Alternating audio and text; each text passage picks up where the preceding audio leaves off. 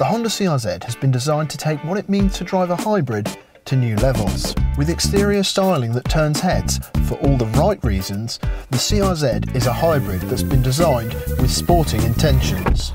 The interior is almost as exciting as the exterior with this wraparound dash. It focuses everything on the driver, never mind the passengers, and the less said about the back seats the better. All right, we've got the shot. Can I get out now? Oh well, this car's for drivers, not passengers. And look, a manual gearbox, not a rubbish CVT auto.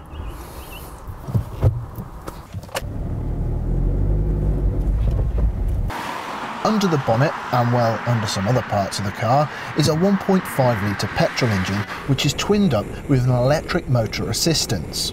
The petrol engine produces 111 brake horsepower, but when combined with the motor, the total output is 122 brake horsepower. The system means that there's quite a lot going on with the dashboard. Over here we've got a battery level indicator which tells us how much battery power there is, and then there's a charge and assist beam that changes between left and right. So when it goes into the green, that's when it's charging the battery. When it goes into the blue, that's when it's using the motor assistance to power the vehicle. The centre of the dials also has a coloured circle that changes colour depending on how you're driving. So if you're being an eco-warrior, it's green. If you're putting your foot down, let's say it turns blue.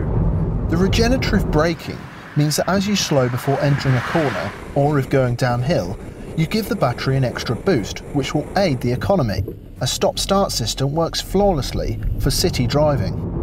On this side of the dash, we've got an eco gauge, which tells us how economical you're driving by growing eco leaves on some virtual trees. I reckon a graphic of a polar bear on an iceberg would be much more effective. The CR-Z has 3 different modes depending on how you're driving or perhaps how you're feeling. So first of all, you've got an eco mode, which makes the throttle a little bit less sensitive basically, and it reduces the power and reduces the amount of energy that the air conditioning can use. You've then got normal mode, and in normal mode you can have all the air conditioning you want and the throttle gets a little bit more sensitive. Then finally, you've got sport mode, and putting it into sport mode gives you all available power, the throttle becomes really quite sensitive, the steering gets weightier as it has less assistance, and most importantly, the dials turn red.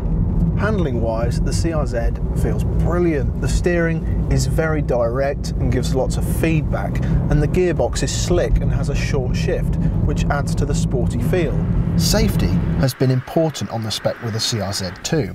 It has ESC as standard fitment across the range and achieved a high-scoring 5-star Euro NCAP test rating. The main issue that the CR-Z is always going to have over its rivals is the practicality issue though. As illustrated earlier, the back seats aren't up to much, the boot isn't really anything to shout about, and the rear visibility on this thing is a bit of a joke.